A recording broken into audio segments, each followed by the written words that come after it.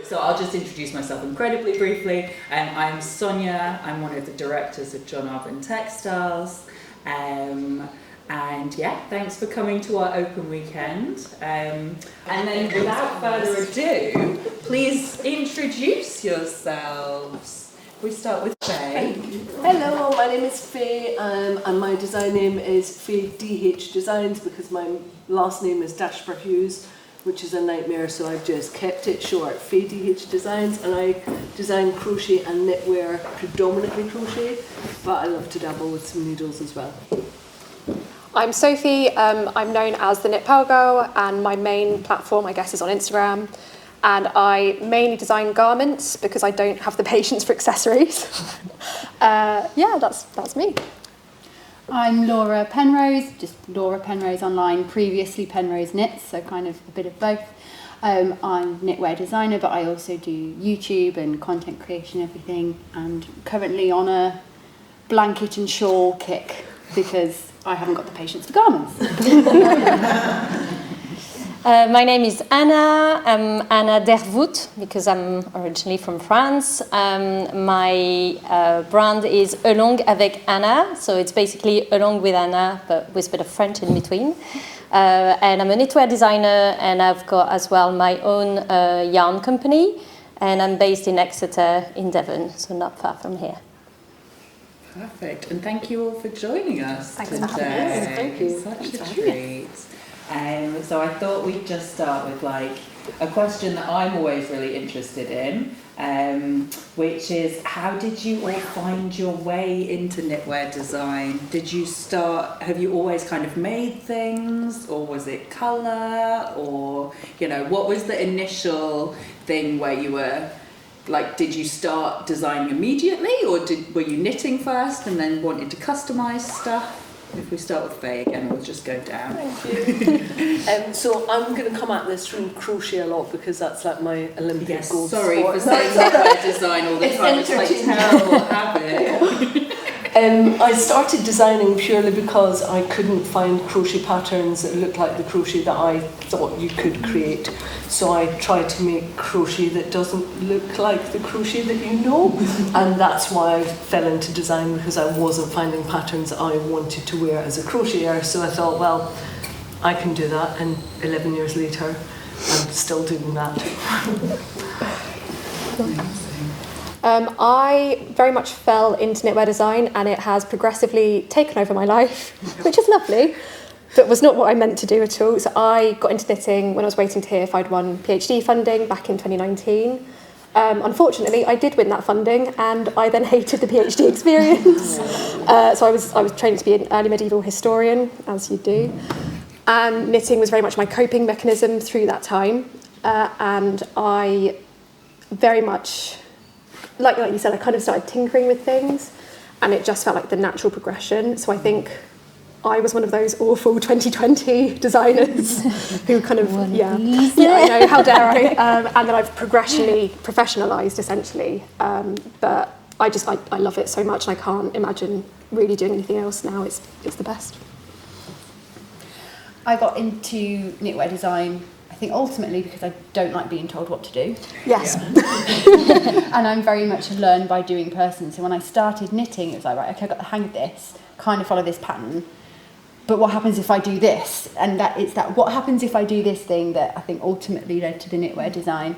And again, kind of like Sophie, started like as a hobby. It wasn't ever meant to be like a career or anything. But when my kind of YouTube channel took off, and I was sharing the things I was just mucking about with, and people were saying, we want to make it, can you write the pattern? It was kind of like, okay, well, I'll give it a go. And it just kind of snowballed from there. And now the two kind of work together quite nicely. For me, I've always been very creative in a way. I always did a lot of embroidery, a lot of sewing, and it all started for me with sewing in 2012, I think. I started a sewing blog at the time. So I did that for a couple of years where I wasn't designing or anything. I was just sewing stuff, taking pictures and putting it on my blog. And then I met a lot of people who were sewing as well when I was living in Canada, and they were all knitting, and they were all knitting in the round, and all I remembered about knitting was learning when I was 12, and it was, you know, a scarf with lots of holes, and I hated it. So then when I saw what they were doing, it was a new world for me, so they taught me how to knit, so that was 2015, and at the same time I got pregnant with my first child, so it was like a lot of people, you get pregnant, you want to do something for your baby. So I started doing a few baby stuff like this, but very quickly I wanted to add my own stitch, my own shape. I wanted to do something more than just follow a pattern like you. And then I started doing one pattern, and my friends were like, you should grade it in different size and put it on Ravelry, which I did, and it was successful. So I thought, oh, well, I'll do another one, and I'll do another one. And at the same time, it's when we moved to the UK, and I was not allowed to work as my degree, which was speech and language therapy, because it was in French. So I was at home with a 1-year-old baby, not allowed to work, and I just felt like I wanted to do something. I wanted to create. So that's how it kind of took off. Released one pattern, and then another one, and then another one, and then it kind of became a full-time job, and I started that in 2017. So. Amazing. Lovely. I think that does seem to be something you hear a lot, is like sort of almost by accident. Yeah. I think that's how a lot of people end up in like the kind of indie young scene, is like, well, I just sort of got a bit obsessed, basically. Yeah, none of us are here by choice, it just happened. And I think it's like for me, for example, I didn't have any stress, because the decision with my husband was that I would stay at home with our child, because childcare is so expensive in the UK. So, but I know a lot of people who want to leave their job to actually start a career, and it's like that pressure of, wow, now we have to reorganize the family life in order to try if it works. And some of us had the chance of just happening at the right time, so it's less pressure, I guess. Yeah. But then, I mean, if you've got kids, there's probably still a lot going on at home. Oh yeah. Definitely. So then I think another thing which I always find interesting, especially because the answer is always very different from person to person, or sometimes even from piece to piece, but what tends to be your inspiration? Like, where does it start with the design? Is it more about like the form, or maybe like the actual construction of it, or a stitch pattern? Do you like see something like on the runway, or like something that someone's wearing and go, ooh, that sparked something? Or is it much more like nebulous, like, going for a walk, or what tends to kind of bring it out? Whoever wants to dive in all first. of the above. Yeah. It Just can. Sometimes I'll see something in the high street and be like, I could make that. Yeah. Or I could do that better, or I wonder if I could make that, and that will trigger a thought. Yeah. Sometimes it's the yarn. Yeah. You're given the yarn and you're like, that triggers an idea or a thought, or it's sometimes need. If you pick one design that you can think of then, and how that came about from like initial to like inception. Okay, I'll do this one then. Yeah, you're wearing it. Tell us about your I like knitting. to say It's it came to me in a dream, but I should have been falling asleep. Oh, should we stand? Yeah. Why not? So we are. We're all on the same level. I can see you all. Hello. okay, so this is my Midland cardigan. It's my most recent garment release, and I always said I'm more into shawls and scarves at the moment, but this was probably my last garment that really captured me. And I was in bed trying to fall asleep at the end of a very long holiday with my in-laws. And I just had this thought about, I wanted to make a cardigan, but I didn't want to purl. And so I thought, okay, garter stitch, but I was like, but I don't really like garter stitch from top to bottom. I love it now, but at the time it still kind of felt a little bit juvenile to me, like you often see more in like kids' garments and stuff. So I thought, well, what if we do it sideways and knit it across so that the garter is forward, and then my mind did the thing where I have the idea and it extrapolates, and I think of all the things and it goes back together, and I literally knit through it in my head. So the idea for this one kind of came from a desire for a garment and a technical need. Like I didn't want to put all that kind of thing, and it all just kind of came together. And then through making it, you then kind of, things will often change for me. Like, so if I'm not enjoying what I'm doing, I won't do it. Like, if I don't want it, I'm not gonna. So quite a lot of my patterns are I will sacrifice a design aesthetic for the process. And so when I was making this one, I just enjoyed it all the way through because it's garter and short rows, and it's so different and it's constantly changing, and then you get through the difficult bit and then you're like, sleep and relax. And even then it's not even difficult, I think it's quite easy, it's just intimidating to get your head around the construction to start with. So yeah, that's this. Apple door DK. Golden knob. I think what's lovely with that as well is like you've really considered the experience of knitting, and that's one thing with like knitwear design specifically, is you think about if it's going to be fun for people to make it as well. That's really important. It does affect it's like, am I going to enjoy doing this? Do I want to make other people do it? Do I want to inflict this on the general public? That's definitely a factor. Would you want to make it again? Yes. You've just finished it. Yeah. Do you want to make it again? If yes, it should Great. be a good design. Yeah, definitely. Has one of you got a story about Can I a thing? have this one, please? This one? Yeah. Of course. I'm hoping this will be self-explanatory. It is crochet. It doesn't necessarily look How like many it's crochet. crocheters have we got out A there? lot, yeah. Hey. Yeah. More about We're infiltrating. This was a trip to Rome, and this is the Colosseum. Upside down. Like, it's so obvious when you see it. But I was stood there, sitting across from the Colosseum, drinking coffee with my husband, going, I can make that.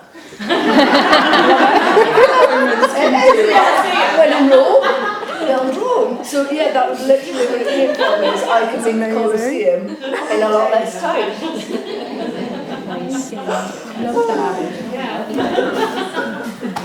How to follow after that? I'll grab my some. So these are all different processes that went into them. So this is a t-shirt that I've got in testing at the moment, and this was very yarn led. So this is a really beautiful, this is what you gave me for my wedding. Yay! So it's a friendship tee. So this is a really beautiful blend dyed by the Camel's Yarn, who is a hand dye based in Cornwall, who I am obsessed with, and actually we'll talk about again shortly. And it's a blend of silk, alpaca and linen, and I wanted a t-shirt that was going to feel very airy and summery. And I've recently gotten into knitting with a smaller needle, so kind of at a 4-ply tension. And the thought of doing that without stripes makes me want to die a little bit. Not to be dramatic, but it's true. So the stripes really help break it up. And then it's just a very practical kind of, it's a summer t-shirt. You know, I haven't reinvented the wheel, but it was fun and very yarn led. And then this was for an event. So this I made for my wedding, but didn't end up needing because I was drunk. She was. Thanks, guys. We all were. We got her. But yeah, it was for a special event, so I used quite a special yarn, and I used a lot of techniques that I wouldn't normally be bothered with. So like Laura said, if it's too much effort, I'm not interested. So I did kind of half-twisted rib, which I can't normally be bothered to do, mixed textures, which I can't normally be bothered to do, and lateral braids with eyelets, and it had to feel like a special piece, so event-led. This one was more fashion, well, I've got... those buttons are They're fun, aren't they? Yeah. They're really fun. So the buttons used up old pieces from stash, which is always useful. And then I've got a lot of jazzy blouses that have got like something going on here. And I wanted a garment that I could unbutton so I could wear it over those. So very functional. And this has been really, really useful through the spring. And the shoulder was fun to knit because it's a bit like a contiguous sleeve sweater, worked from the top down, but just in the shoulder, so you leave the stitches to rest. So again, it's quite fun. And then these two are both inspired by place. So this is inspired by a camping site in Cornwall at Land's End. and kind of like the sea breeze and again lateral braids. It looks very Cornish. It's Yeah, really I love it. like It's on holiday. my when you favourite. see something. And then this one by North Wales, and it's inspired by the waterfalls in Eleri National Park. So it's got a cable down the front, and it's just a nice oversized vest made with like good British wool, and yeah, that tends to be my process. So it's very mixed, but specific. So a bit of like location and a bit of technique and occasion as well. I feel like we talked a lot about like your wardrobe and how things fit in with that as well. Yeah. How about you, Anna? I'll take a few of my samples as well. Thank you. So I usually, when I started, I was very much into what do I not have in my wardrobe that I need. So that was, back in 2018. Now, like many years later, so I've got way too many stuff in my wardrobe. So I can't really say that anymore. So I'm going to try to challenge myself more. I would say pretty much like Sophie, I see knitting as a way to just relax after a full day, of work with the kids and everything. And I love a design where it's complicated, you've got loads of things to do, but I actually don't enjoy knitting that because it's just too much for my brain and I need something easy to do that I'm going to enjoy. So I don't have a lot of design that have full on stitch or like change of colors all the time. It's very much kind of more plain, I would say. So something like this, for example, would be one of the most not difficult, but involved pattern I would make, which I love. And I think a lot of my style is inspired by just the French style in general.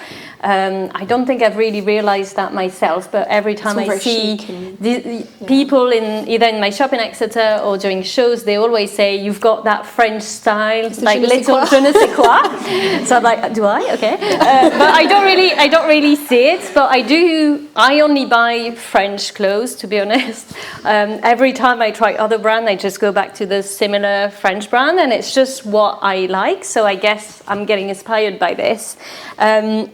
So I went into like a full-on summer top challenge, I would say, in the last 2 years, because that's something I never really got into before, because I would sew a lot. So I would sew my own, like this one I've sewn a couple of years ago.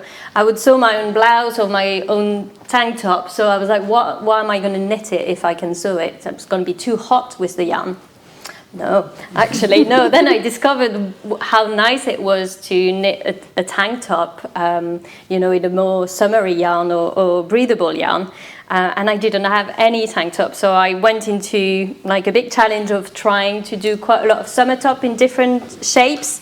So I've got this one, for example. I'm a lot into stripes as well. I'm from Brittany, so I wear stripes all the time, which I guess explains. But I've got this little tank top, for example, which I like because you've got a few techniques, like here when you have to cast on for the straps, but it stays very much beginner friendly. And I think a lot of my patterns are always beginner friendly because it's easy to knit, but you've got a few techniques here and there of decreases and stripes.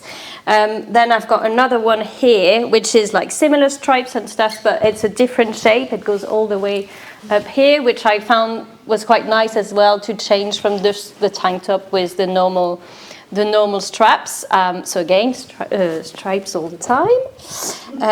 Then I've got this one, which is one of my most popular in the last year and a half, which is the primrose. And same, I think my style very much changed with the years because I've been doing that for 8 years now. And like 4 years ago, I would never have worn like a sleeveless top. I just didn't like the style, and now I'm all about this. So I've got loads of pattern for that. Because like Sophie, I've got a lot of lacy blouse that I like to, show the sleeves and everything. So that sort of like easy sleeveless top are easy to knit, quite quick, beginner friendly, but still a few technique that makes it interesting. And I think it's the bows on the side that made it really popular. And no sleeves. Yeah, in no sleeves, and very beginner friendly because it's actually flat. So for people who are afraid to knit in the round, at least I've got this pattern. But yeah, when we do shows with my husband, every time he's like, Primrose. Primrose. It's the only one he knows, but yeah. So I guess people like that one. And then I try to I love lace as well. I don't really do a lot of texture of cable. I recently released a jumper with a cable in the middle, a bit like Sophie, and it was my first cable, but otherwise I really love lace. I love lace on the sleeve, I love lace on the, on the front, and here I've got this little scarf, which is called the Flora, and same, I like an easy scarf that doesn't take too much yarn, doesn't take too long to knit, it's just easy for a gift, and yeah, you've got a little lace that makes it a bit interesting, but without taking too long. So I would say, yeah, that's how I don't really get inspired much by places. I would if I do color work. Yeah. When I went to Iceland, I did get, inspired a lot by the style, but otherwise I'm not very nature inspired. I'm more like styling in general. Like wardrobe. Yes, exactly. What do I want to wear first? Yeah. So everything is mostly in my size, so I can wear them. But it's really, what do I want to wear? What would be practical in everyday's life? What would be nice to knit and not too difficult? And yeah, I go from there. Nice. Do you want to take us through the rest of your samples too? Well, some of them refer to future questions. Oh God! She's organised. She realised we had a program. There's some shady stuff in there that I'm going to show off as well if we get to that. Cool. Never mind then. Perfect. So I think this next question will probably interest people. We probably, I guess, with a room this big, have got at least a couple aspiring designers. So are there any tips for how to work through when an idea isn't quite coming together? Like you've had that initial inspiration and you've sort of tried it and it's not right, but you don't want to actually give up on it. Is there anything that you could sort of recommend people might try, or anything that's worked for you in the past to help get the idea out and make it a success? Yeah. I would say sometimes you just need to sit on a design and it's not ready to come forward, and this is the shady bit. Which one we do? Here we go. The ends are not woven in. This is a crochet jumper that is coming. It's a yoked sweater, but this has been 5 years in the making. That's just the way it is. So we can probably time on this because this is an open from 2020 actually. There you go. So there we go. 5 years in the making. It is. And even though I've just got to the point where I'm kind of happy with it, I then blocked it and I have miscalculated the sleeves. And they're like, how long the sleeves are. Look, and I have got, so what I would say is just keep on going with the process. Don't get disheartened. If you expect it to be perfection first time round, that's not usual from my experience. Actually, be prepared to rip it back. And also be prepared to put something out there that you love and it just doesn't get the feedback that you expect, and you're like, it's crickets, and you're like, this is my favourite design, why would you love it like I love it? You put something out into the world and you just hope that it gets picked up, but I would say only put it out when you think it's ready to go out. If in your heart you're not totally happy with it, it's not ready to go out, then leave it and come back to it, because 5 years later, I'm going to be happy with this in about 6 months' time. You won't be happy and it'll go out there and you'll see a positivity smile. Next month. September. I'll be wearing it. But yeah, it's a process that takes a long time. Knitting and crochet, it's just a slow thing, isn't it? Particularly if it's garments and you're grading and you're in the middle of Excel spreadsheets. So give it time, give it the breathing space it deserves, because it's a creative process. Above all else, it's a creative process. I definitely think as well in this, if you are an aspiring knitwear designer, you look on Instagram and you see people churning out design after design after design, and a lot of the time that's that person's full-time job, no kids, nothing else, and it makes you feel like it's great. Sophie, basically. You're different. You're different. No, I think I'm not it's supposed to easy some to get people. caught up in Yeah. that and feeling like once you've started a design, you feel like you have to finish it. And if someone on the internet says, "Oh, I love it, please write up the pattern," then you have to do it. And it can kill it. It can really kill the process. You've had that happen a few times, haven't you? Oh, yeah. Yeah. I still have things that I... Little sparks. Oh, God, don't. That I made years ago, and I still get people walking up to me saying, "Are you going to do that jumping show 4 years ago on a podcast?" Yeah, one day. But yeah, maybe one day. But yeah, I definitely second just giving it time. I thought this took me 2 years, and I thought that was bad enough. I feel much better about myself. Thank you. It's worth it in the end. Yeah. I think if I'd pushed this when I felt like I had to do it, I would not have enjoyed it. But letting it sit, and by the time I did get ready to release this, it was such a happy moment. And at that point, I didn't even care how well it sold, because I was just so glad that I'd given time and got through it and pushed it out there. And sometimes you just have to like take a step back as well. Like I've got that at the moment. I've got two projects on the needle, and both of them are not working the way I want. So I'm like, ugh.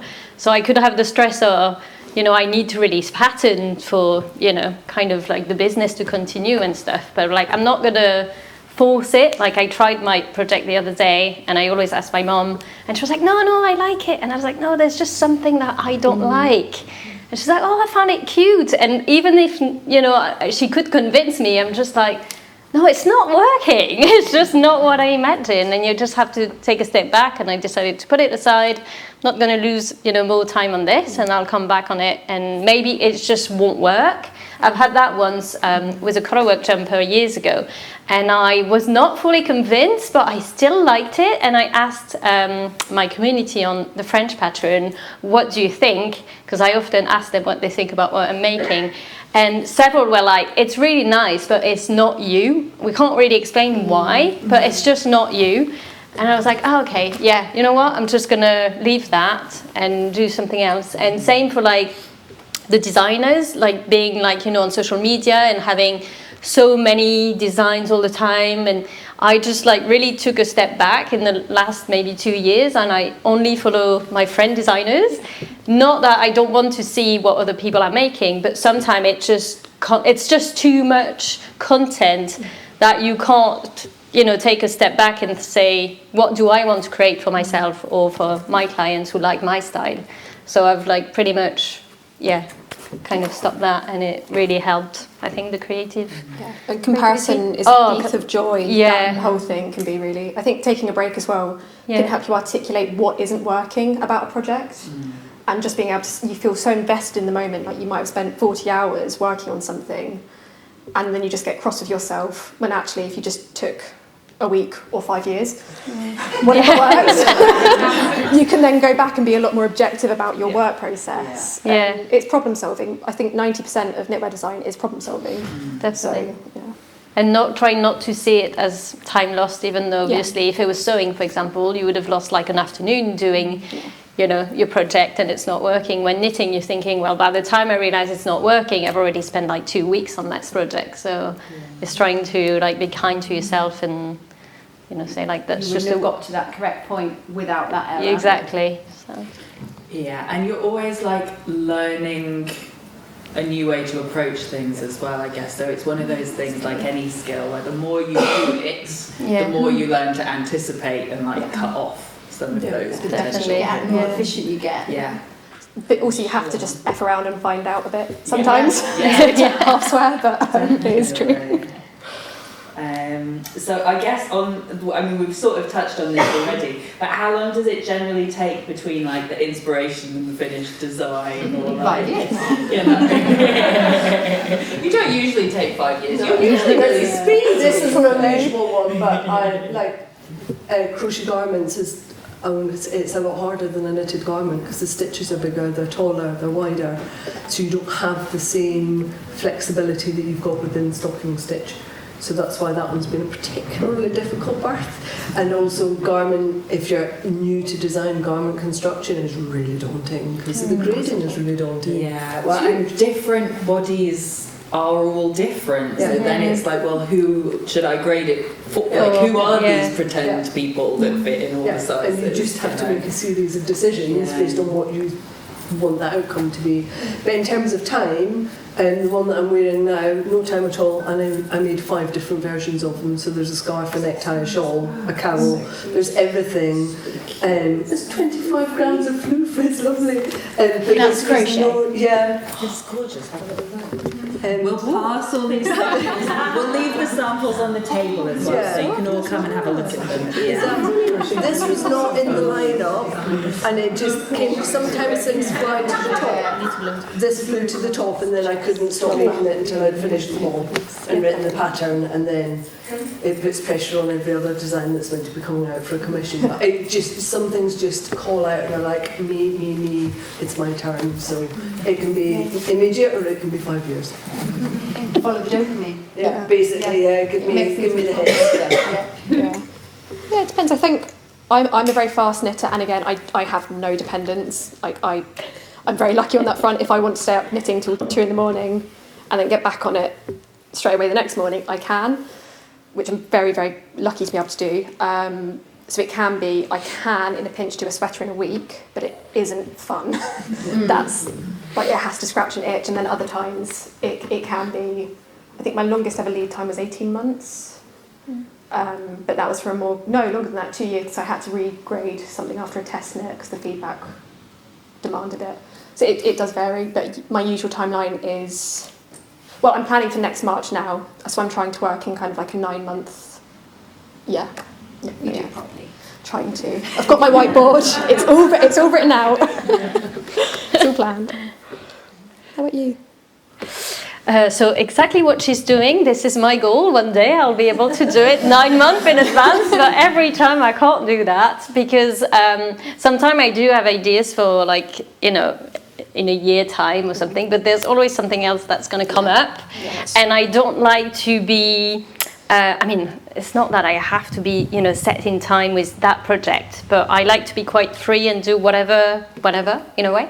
So I think maybe that's why I never managed in like the 8 years I've been doing that to actually have a organized way. So I would say, let's be positive. The quickest is about 3 months in terms of when I've got the idea, I usually want to cast on straight away. I do have 2 kids, and I was able to stay until like 2 a.m. when they were younger, but now I don't know why I can't do that anymore. Like by 11, I'm so tired. I can't carry on knitting the way I used to. So I knit less. I feel like in the last 2 years, I've been knitting less in the evening than I used to do. But, let's say like it's going to take me maybe 2 to 3 weeks or something to do a project, and then call for tester, and then the testing phase would be the longest. So I would say if everything goes well, it's about 3 months between when I've got the idea to when I release the pattern. And yeah, sometimes it takes longer when it's not working, but... Sounds speedy to me. So I think you kind of touched on the next question there, Anna, which was like what, other than the designing, like, and the grading, what else is involved? Like the photography and all of that, the things that need to happen to like get the design available on the internet for people to buy. Yeah, so for me the testing is really important because I've always used a tech editor from the very first design I've done. I use the same tech editor, and she's a bilingual French-English as well, so it's really convenient for me. And before I used to grade my on my own, and now she's been grading for me since like 2020 or something like that, so then I can focus more on the testing. But yeah, you've got the testing phase, which I think is really important. Also change testers here and there, because otherwise people tend to get used to the way you write, and they just kind of understand what you mean, even though it's maybe not as clear as it could be. So I always have my base of testers, but then I always try to get new ones to see, if there's mistakes that the other one didn't pick up. And then for me, photography-wise, we always took the pictures ourselves with my husband. But then last year, about a year and a half ago, I decided to take a photographer as well, and to do more like style photo shoot, just because I didn't want to be on the pictures all the time. Because again, it's like a decade, you know, being like early 30s to close to 40s, and I'm okay to be on the pictures. I quite enjoy it in a way, but I was just tired of having just me all the time as the face of the. Look at yourself. Yes, exactly, as the face of the business, and also I think it's important to show like different body shape, and when you can. So now I do both. We've got like 1 or 2 photo shoot a year where we take pictures on different ladies and me, and it just gives another vibe as well. Like I'm never really comfortable like touching flowers and things when they do that. They do that so well. But like you're always touching flowers, Anna. I know. About you. They said like try and touch the leaf. Yeah, and the models do it. I know the models do it perfectly. It's amazing, but for me it's just awkward. So yeah, we try to do that, and then because I can't afford having the photographer all the time for every single design which release, we still take some pictures with my husband whenever we've got 5 minutes, and yeah. But yeah, it's a cost as well. For anyone who was thinking, what is a tech editor? A tech editor is the person that will like check all of the maths in the knitting or crochet pattern to make sure that it works. So they will like have a giant spreadsheet and go through and double check that actually the thing you're saying will happen. And then testing is when you have very kind people make the pattern for you when it might still have some errors in it. So they're both very useful for designing. And the grader is usually the same as a tech editor, but they don't all do that. So they basically create the different sizing for you. So you give them your sample size and what you want to do, and then they just calculate the other size, which, as I said, I used to do myself, but she's so much more efficient that it's way quicker with her now. I think something that's often overlooked when it comes to getting a pattern to market is the marketing of it. Mm-hmm. And I think especially these days when literally anyone can write a pattern and put it on Ravelry, and anyone can write a well-written pattern or a beautiful pattern and it'd be absolutely perfect to put on Ravelry, doesn't mean it's going to sell. Mm-hmm. And it's a lot of work to make a good pattern. Yes. So the marketing side of things is a huge part of it.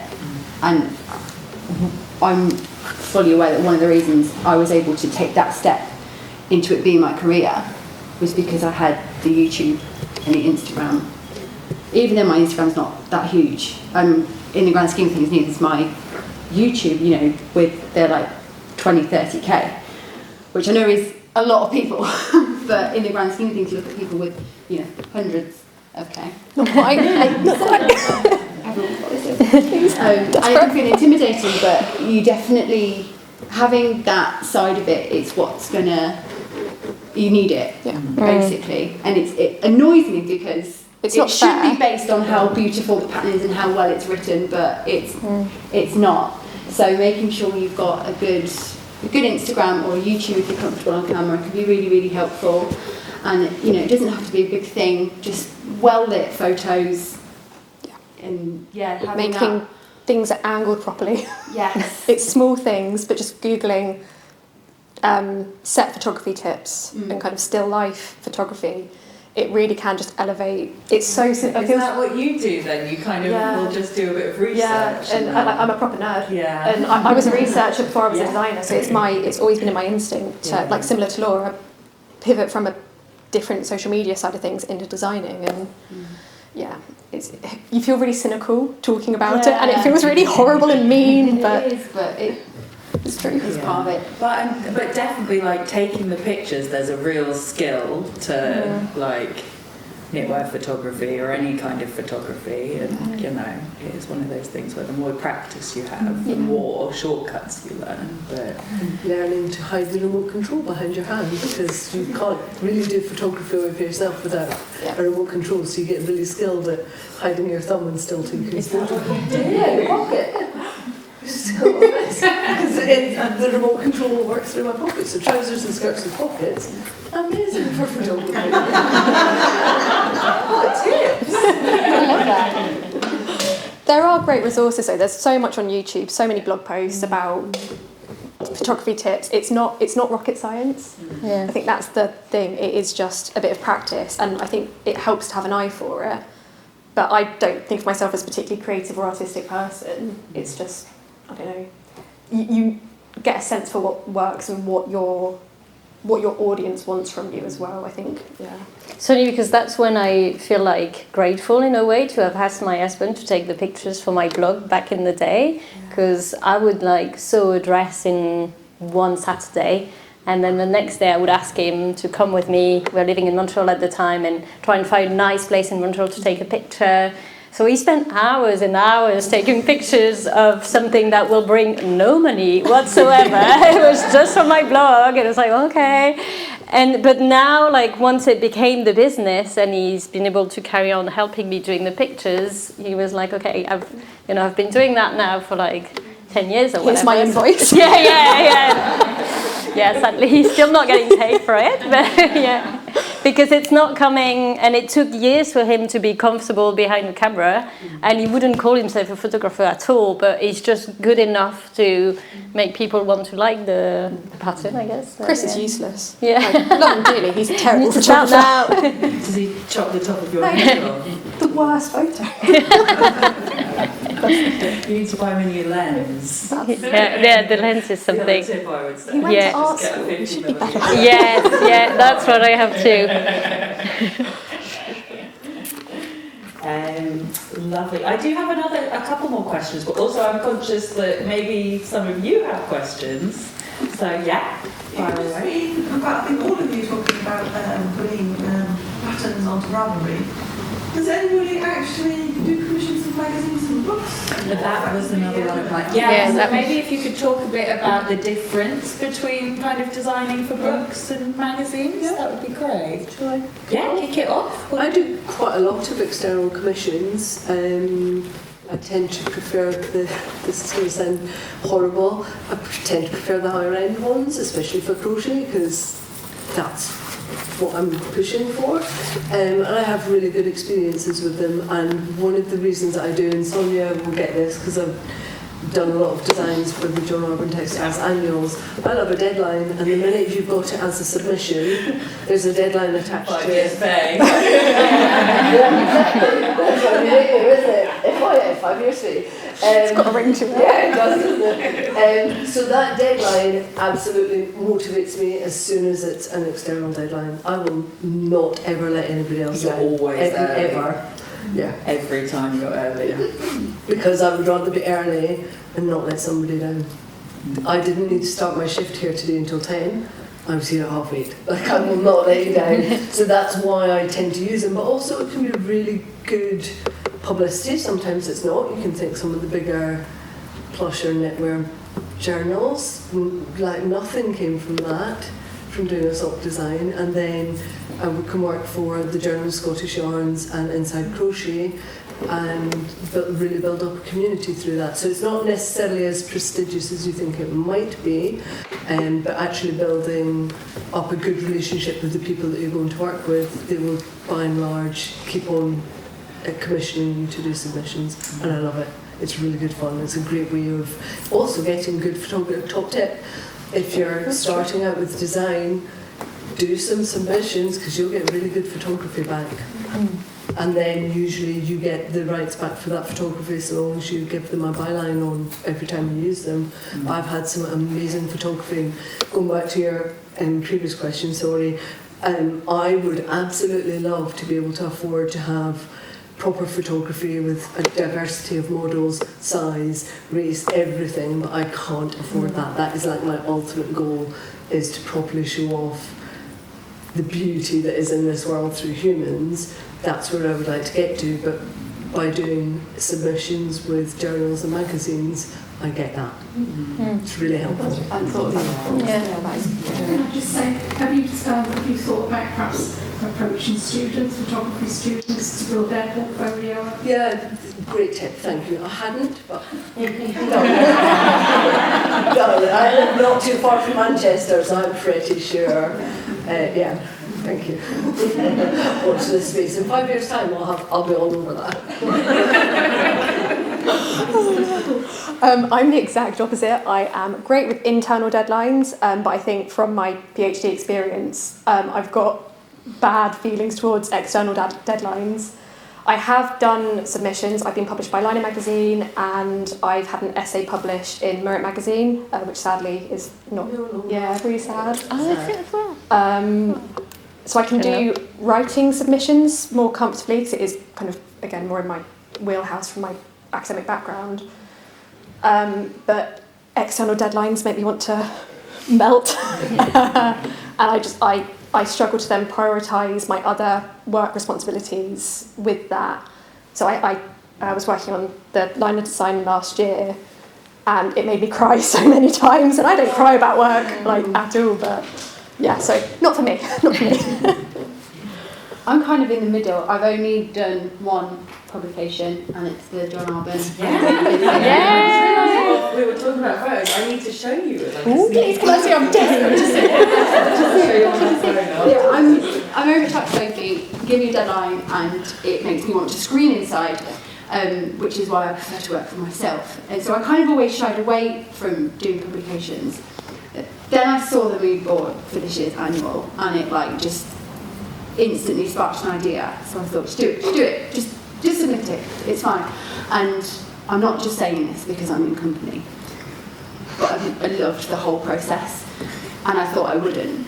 I thought I'd hate having a deadline. I thought I'd find it really difficult, but I've enjoyed the whole thing. I think having that deadline, actually, that motivation can be good if I'm not so scared of it all the time.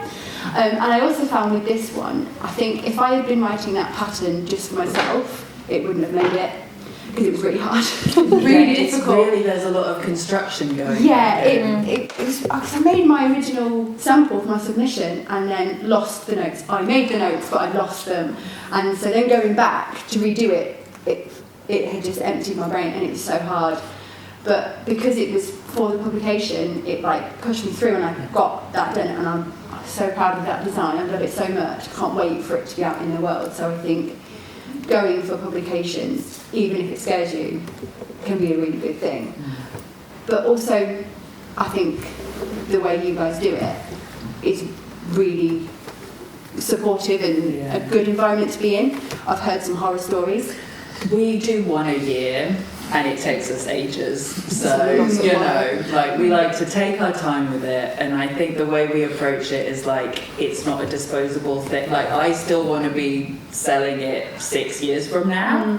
We don't want them to, they're supposed to be beautiful objects, the annuals, with timeless patterns. Before I came in here, I sold to somebody an annual #1. Yeah. They're still going. Yeah, she was there. Yeah. But it's so gorgeous. So the next annual with Laura's pattern, it comes out in August. So there's not too much longer to wait to see it. I'm very much like Laura a bit, Sophie, where I don't like the deadline. It stresses me, and sometimes when I've got a deadline, I actually don't want to do it. It's like pushing me not to do it, which is stupid. So same, I'd rather do it, on my own. I've had 2 designs published in French publication, but it was quite different. It was their first publication, and it was very much obviously we had a deadline, but it was longer. There was not much stress. It was the first one. So I quite enjoy that, but I like it more when I write articles for publication more than designing. Also, I tend to struggle with a mood board and try to find something, because that's not how my inspiration comes. So I've done it once with a magazine about 3 years ago, and I really pushed myself to try and design, at least a sketch to send them, and it got refused, which is completely fine. But it I was I already struggle, so if on top of that I've got refusal, it's just not going to push my confidence. And because I don't really enjoy that process, I decided that it wasn't really much for me. However, I've been lucky to have 2 books published in French, and one of them is translated in English and German, and that I very much liked because I was kind of not in charge of my own thing, but I didn't have, saying the deadline was really long. Obviously we had an idea, it was like 2 years, but they let me just decide whatever I wanted to do. We had the theme and I could design what I wanted. I was lucky that they let me take the pictures, and it looked like it was my own project. I would release on my website, but it was actually published as a book, in libraries and stuff. So bookstore. So yeah, that I really liked, and being very much supported by the publisher. But yeah, otherwise it stresses me too much, I think. Can I ask, if you are published in magazines, how do you deal with copyright? Who has it? You generally get it back. You would get more money for your design if you never get the rights back. So for the monthly crochet magazines, like Inside Crochet, it's 3 months that they own the rights for. So, like, to give you a timeline, they will ask for the submission deadline. I will do that, and then I quickly translate it into the way that I write patterns and pass it straight to my tech editor. So we've got 2 running now. So as soon as those dates come back in, I've got them in my calendar, and out they go. Because Deb, who's also the annual tech editor, is my tech editor, and we just have a really good process so that I'm not constantly chasing myself. So 3 months for some of the monthlies. The Journal of Scottish Yarns I do quite a bit of work for, that's 12 months, but they pay me a lot more than Inside Crochet do or any of the monthlies. So you just add that into your workflow and it just changes the annual 12 months again, just because it comes out once every 12 months. So I think, Sometimes it's 6 months. It's always under a year or under, I would say. But yeah, I think very much you get the right back usually. Yeah. There's only one company, like a French yarn company, who has like a magazine like that, and they ask you to actually, give them the rights. So they technically are supposed to pay you more for that. But otherwise, I've never seen a publication where they kept the rights. It used to operate like back in like Rowan. Oh yeah, definitely. Bigger, But now with Ravelry and being individual, I think these days people just don't want to give them up, which is quite right too, because it takes a phenomenal amount of work. So. I think we've probably got time for one more question. Yeah? What do you do with your leftovers? Laura, this is your time to shine. Queen of scraps. Design a scrappy blanket with them, basically. Yeah, but I think having a large yarn stash and leftover yarns is a thing that comes part and parcel of being a knitwear designer, but I'm always just like, make a scrappy blanket or colour work jumper or... You did a whole talk about it on Ravel. About it in Ravel. Yeah, I've got a spare. I keep my yarn in IKEA Kallax straws in sandwich bags to keep the moths away. It works really well. And I've got a whole separate unit for my leftovers, which is the unit of shame, because I have no idea what to do with it. So when we move house next year, we'll see. I'll let you know. Get a loom. I do want a loom. We want a loom. I have a terrible confession. Are you going to tell us? Should I tell you? You'll be shocked. This is the kind of thing you can only do if you own a mill. But I just compost mine. I just put it in the compost bin. I just set it free. There will always be new yarn, and I used to have tons of scraps, and I was feeling oppressed by them, and I moved house, and there were so many, and I just thought I'm actually never going to do anything with any of this, so now I just compost it. Nice. Radical approach. I do admit that it is also because my yarn is mostly free that I feel I'm able to do this. I'm not really with too much clutter in my life. It just really stresses me out. I'll leave my phone number there. Although, we'll post for free. I've got to pay. Awful. Terrible. So naughty. Mine had 2 routes. So Another top tip if you're looking at design, just find a yarn brand that you really, really love and keep on using their yarn, because then you know what your gauge is, you know what the colours are, and next time you have to swatch for a design, you've probably got some of it left over. So I have stuff on top of similar, not Kallax, but IKEA, that sits on the top, backed up, and it will be like Harvest Shoes, it's a lot of John Harvey yarn up there, and it's a lot of river knits, and it's a lot of Garthenor, because it's stuff that I continuously design in. So I then always have yarn there ready to go and swatch with, and I'm not delving into fresh skeins. If it's not that, I'm very fortunate. I have a friend who comes to the yarn crafting group that I run. Her daughter makes blankets for homeless people in Manchester, and I just scoot it right, give it to me, and I'll pass it to whoever who makes them. And so blankets get made out of it, and they support homeless people in Manchester. Yeah, I think if you go on Facebook Marketplace and you say free yarn, there's always someone who'll take it. There's a lady in my village who does charity baby knit, so she'll take anything, and so yeah. I'm actually lucky that I don't really have a lot of leftover anymore. So before I had my own yarn, I was, designing in different brands, and it was always skeins, and I always had too much, because for a full jumper I would only need 2.5. So every single time I would have like half a skein left.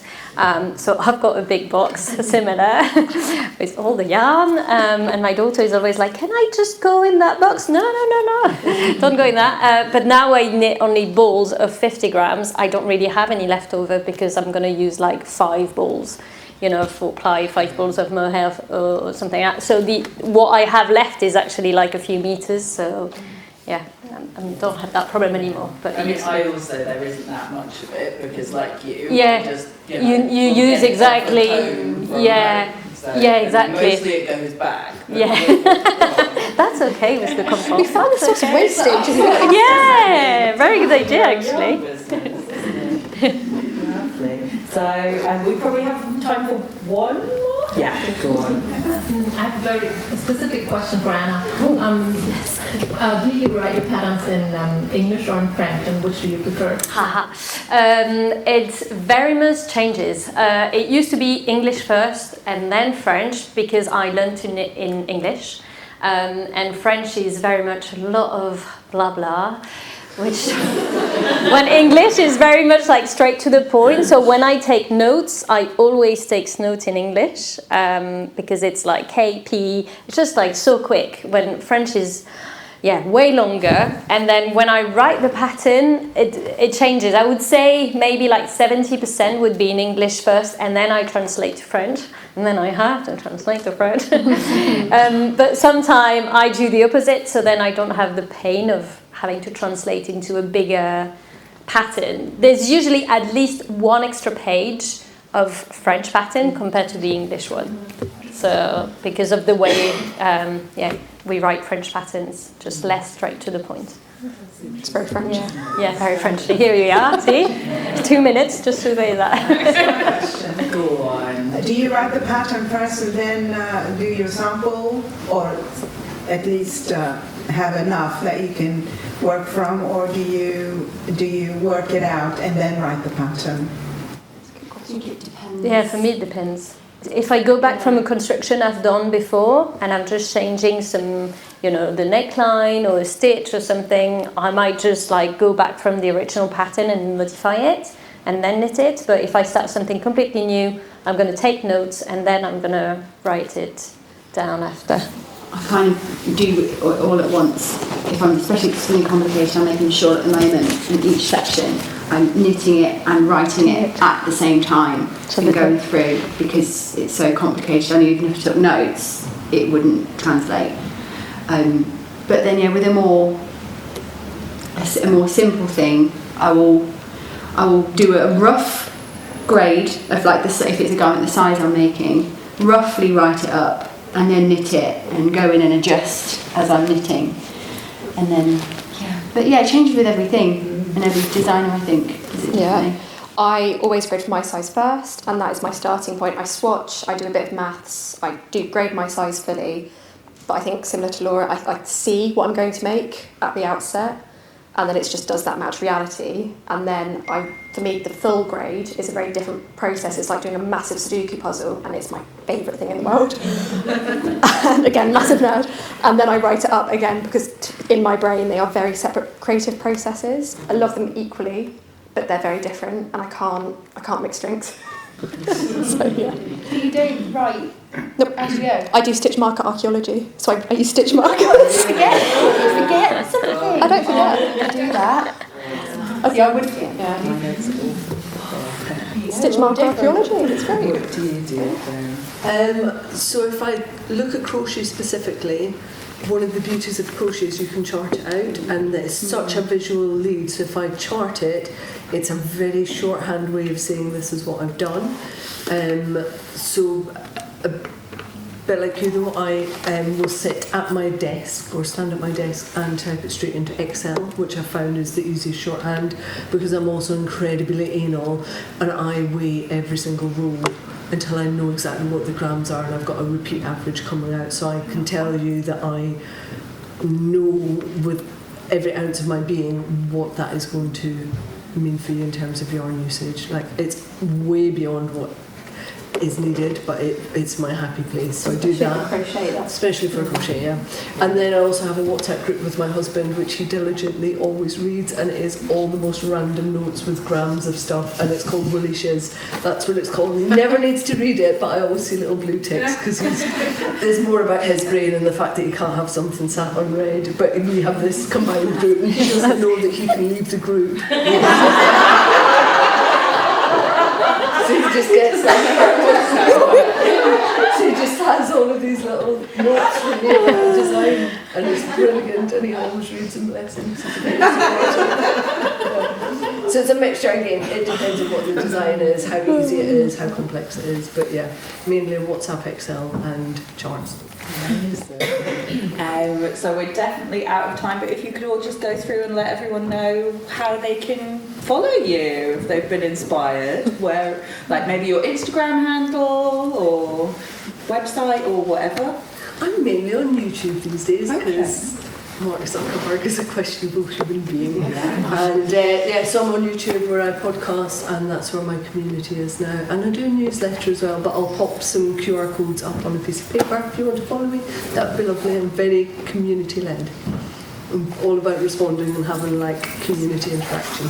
So I'm mainly on Instagram, but I'm also on YouTube and on Ravelry. My social media is always the Knit Pearl Girl with underscores underneath, which is unfortunate because it's just really cringy saying the underscore. So yeah, YouTube, Instagram, Knit Pearl Girl. Lovely to see you there. You can find me on Instagram and YouTube as Laura Penrose with an annoying underscore at either end, because I'm not the only Laura Penrose in the world. I'm also on Patreon, and it's a lovely community over on Patreon, and we have a lot of fun, I hope.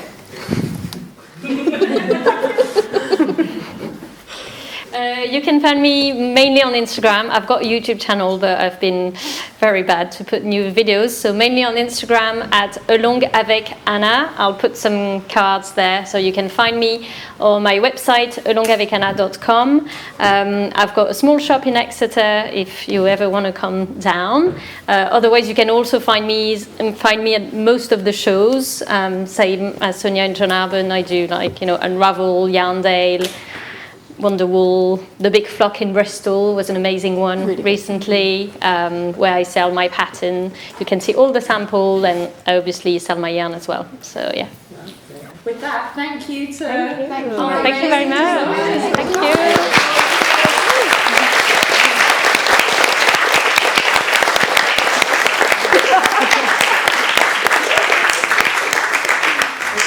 Super fascinating. Thank you for letting us pick your brain. Thank you.